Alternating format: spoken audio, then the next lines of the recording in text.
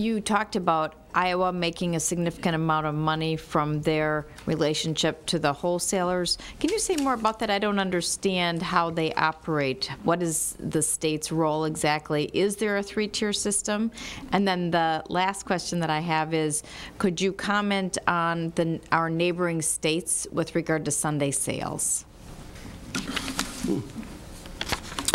Mr. Chairman, Senators, I'll go with Sunday sales to begin with because I will end up having to answer the fact that I did not research that question, but I would be more than happy to. Thank you. And we will supply that information as soon as possible. And the first one was? Tell us more about what you mean with regard to how Iowa operates.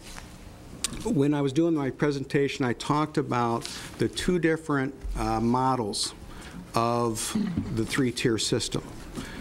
In some states, they end up controlling one of those areas. I believe Iowa controls the wholesale. Mr. Chairman, what do you mean by controls? Yeah, Sorry. I'm just trying to get there.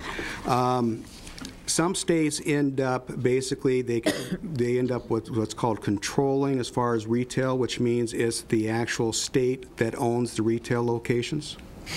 They can end up also owning, basically, or running the wholesale location, which means that all product that then at that point that would be brought into the state for retail would have to go through the state's warehouse. Now, I would be more than, again, happy to go through and kind of do a line by line of what Iowa is doing, but I believe they have a control level at the wholesale level. So, Mr. Chair and Mr. Alt, is there a distributor in that scenario at all? Is there still a distribution model, or is it just direct, then wholesale to retail? Mr. Chairman and Senators, I've seen it in both ways, and I would have to go back and see exactly as far as what Iowa is doing, but some states have controlled the wholesale level, which means there would not be a wholesale or distributor as far as a private enterprise. Okay. The state would actually be the wholesaler or distributor in that model.